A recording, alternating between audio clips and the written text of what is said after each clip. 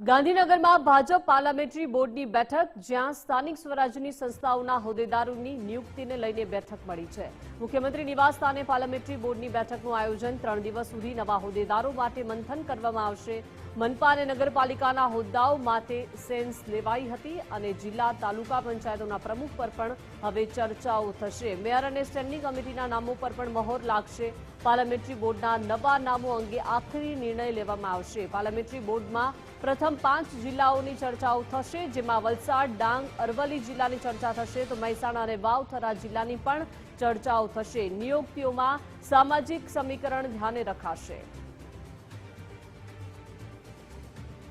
તો ભાજપ દ્વારા જંગી જીત બાદ મુરતિયાઓનું મંથન કરવામાં આવ્યું અને સેન્સની પ્રક્રિયા લેવાઈ. હવે આખરે આ સેન્સના જે નામો એકત્ર કરવામાં આવ્યા હતા, જે નામો પર મહોર મારવાની છે, તે પાર્લામેન્ટરી બોર્ડની જે બેઠક છે ત્યાં મળશે. પાર્લામેન્ટરી બોર્ડની બેઠક મળવા જઈ રહી છે અને 3 દિવસ આ બેઠક મળશે, જ્યાં મંથન કરવામાં આવશે. પહેલા 5 જિલ્લાઓના પ્રમુખો માટે મંથન થશે. સ્થાનિક સ્વરાજ્યની સંસ્થાઓના હોદ્દેદારોની નિયુક્તિને લઈને હવે બેઠક મળવા જઈ રહી છે. મુખ્યમંત્રી નિવાસ સ્થાને પાર્લામેન્ટરી બોર્ડની બેઠકનું આયોજન કરવામાં આવ્યું છે. 3 દિવસ સુધી નવા હોદ્દેદારો માટે આ મંથન થશે, જ્યાં મનપા અને નગરપાલિકાના હોદ્દાઓ માટે જે સેન્સ લેવાઈ હતી, હવે આ સેન્સ પર ચર્ચાઓ થશે. જિલ્લા અને તાલુકા પંચાયતોના પ્રમુખ પદ પર પણ ચર્ચાઓ થશે તો સાથે સાથે મેયર અને સ્ટેન્ડિંગ કમિટીના નામો પર પણ મહોર લાગશે. પાર્લામેન્ટરી બોર્ડમાં નવા નામો અંગે આખરી નિર્ણય લેવામાં આવશે. પાર્લામેન્ટરી બોર્ડમાં પ્રથમ 5 જિલ્લાઓની ચર્ચા થશે, જેમાં વલસાડ, ડાંગ, અરવલ્લી જિલ્લાની ચર્ચા થશે તો સાથે સાથે મહેસાણા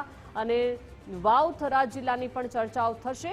નિયુક્તિઓમાં સામાજિક સમીકરણોને ધ્યાનમાં રાખીને હોદ્દાઓની જાહેરાત કરવામાં આવશે, પ્રમુખ બનાવવામાં આવશે અને હવે પાર્લામેન્ટરી બોર્ડની બેઠકનું આયોજન 3 દિવસ સુધી મંથન કરવામાં આવશે. હોદ્દેદારોની નિયુક્તિ માટે આ બેઠક મળવા જઈ રહી છે મુખ્યમંત્રીના નિવાસ સ્થાને અને 3 દિવસ આ બેઠક ચાલશે. ગાંધીનગરમાં ભાજપ પાર્લામેન્ટરી બોર્ડની બેઠક મળવા જઈ રહી છે, જ્યાં પહેલા 5 જિલ્લાઓ પર ચર્ચાઓ થશે.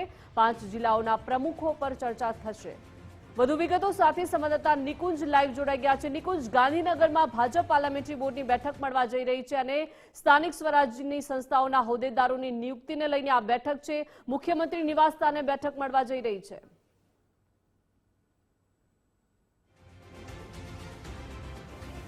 બેઠક મુખ્યમંત્રી નિવાસસ્થાન ખાતે શરૂ થઈ ચૂકી છે અને 5 જેટલા અલગ અલગ જિલ્લાઓ, જેમાં વલસાડ, ડાંગ, અરવલ્લી, મહેસાણા અને વાવ-થરાદ આ જિલ્લાઓના સ્થાનિક સ્વરાજની સંસ્થાઓના જે પણ ચૂંટાયેલા પ્રતિનિધિઓ છે તે પૈકી હોદ્દેદારોની નિયુક્તિઓ, જે મહાનગર આવતું હશે તો ત્યાં મેયર, ડેપ્યુટી મેયર, સ્ટેન્ડિંગ કમિટીના ચેરમેન અને નગરપાલિકા, તાલુકા પંચાયત અને જિલ્લા પંચાયતની અંદર પ્રમુખ, ઉપપ્રમુખ અને કારોબારી સમિતિના જે ચેરમેન છે તેની નિયુક્તિ પ્રક્રિયા માટેની આ કવાયત થઈ રહી છે.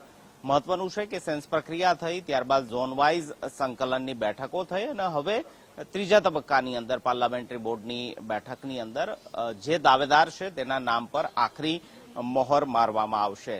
પાર્લામેન્ટરી બોર્ડના સભ્યો, જેમાં મુખ્યમંત્રી, નાયબ મુખ્યમંત્રી, પ્રદેશ પ્રમુખ, આ ઉપરાંત અન્ય જે પાર્લામેન્ટરી સમિતિના જે સભ્યો છે, જેમાં ભાજપના સિનિયર નેતાઓનો સમાવેશ થાય છે, તેઓ આ બેઠકની અંદર ઉપસ્થિત છે. જિલ્લા વાઇઝ જ્યારે સંકલન થઈ રહ્યું છે ત્યારે જે તે જિલ્લાના ધારાસભ્ય, જિલ્લા પ્રમુખ અને જિલ્લાના અન્ય હોદ્દેદારો પણ આ નિયુક્તિ પ્રક્રિયાની અંદર જ્યારે પાર્લામેન્ટરી બોર્ડ મળી રહ્યું છે ત્યારે તેમાં તેઓ ઉપસ્થિત રહી રહ્યા છે અને તબક્કાવાર તમામ જિલ્લા વાઇઝ જે પણ સંસ્થાઓ છે તેના હોદ્દેદારોને લઈને આખરી મહોર મારવામાં આવી રહી છે. 3 દિવસ આ પાર્લામેન્ટરી બોર્ડની બેઠક મળશે, જેની અંદર હોદ્દેદારોની નિયુક્તિ સંદર્ભે ચર્ચા થશે. જી બિલકુલ, આભાર નિકુંજ વિગત સાથે જોડાયા તે બદલ.